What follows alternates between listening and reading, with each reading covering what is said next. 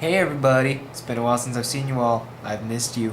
Now today's issue is going to be something rather important, namely credit cards. Credit cards. Pretty much every functioning adult in society has a credit card because it's such a powerful financial tool. You can use it to buy things, you can use it to subscribe to things like magazines, whatever you want to. It's basically like a portable magical wallet. That being said, because of how great it is, with great power comes great responsibility.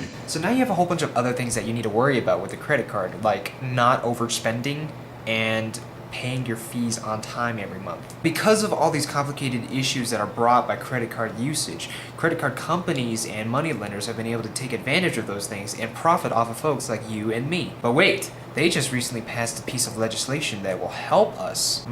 Yeah. On May the 22nd of 2009, President Barack Obama signed into law the Credit Card Accountability, Responsibility, and Disclosure Act, or in short, the Credit Card Act. You'd think that with this many men in Congress, they could come up with a more creative title. Here are the important implications of this act.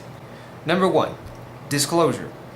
Basically, what card issuers are now required to do is let you know 45 days beforehand if there are significant changes to your agreement or terms with them. For example, a day before your payment's due, they can't just suddenly change your interest rate from like 9% to 15%, and they can't hike up your annual fees as well as your late fees. They have to let you know 45 days beforehand. Within those 45 days, they also have to give you the option of canceling your card or canceling your terms with them if you wish to do so. Number 2, credit card bills now have to be sent to you 21 days before your actual payment is due. That gives you approximately 3 weeks worth of time to make sure you have all your stuff together and pay off that bill. What also has to be included on those statements from now on is how much time it will take you to pay off that balance if you make minimum payments every single month. Number 3, over the limit charges are now virtually eliminated unless you specifically tell your credit card company to allow these transactions. So if you have a spending limit on your card and you end up going over that limit, what happens is the credit card company will actually reject that transaction, and therefore you won't be able to buy what you were planning to buy, but on the other hand, you won't end up paying any fees because you can't go over the limit physically. Number 4, generally for the first year after opening a credit card, they are not allowed to increase your interest rates. And even after that 1-year benchmark has passed,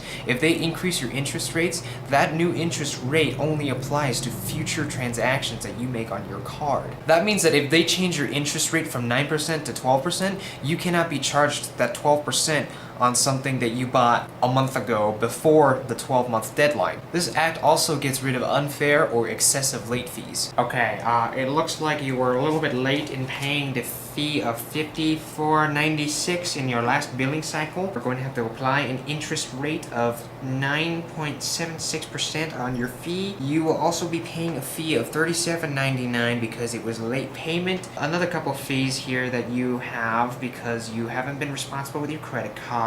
Oh, and another $15 because you're ugly. Yeah, they can't do that anymore. And finally, how this act will influence students like me and perhaps you. Now, if you are under the age of 21, you have to either have a co-signer on your card, which may include a parent or a guardian, or you have to provide some kind of proof that you have a consistent income and will be able to manage to pay off monthly bills. Furthermore, credit card companies are no longer allowed to market on college campuses. You know, going to college, turning 18, everything that involves turning into adult, may as well get a credit card too, right? Yeah, very, very bad. Going into college, most students don't have a clue how to manage their money, and this is exactly what the credit card companies want. They want to profit off of you. If you're late making payments, you have to pay extra money, and that's exactly what they want. College campuses were the perfect place for credit card companies to make their profits. There is something important called a credit score, which is largely affected by your credit history, and since you just opening up a credit card, there's not really a history.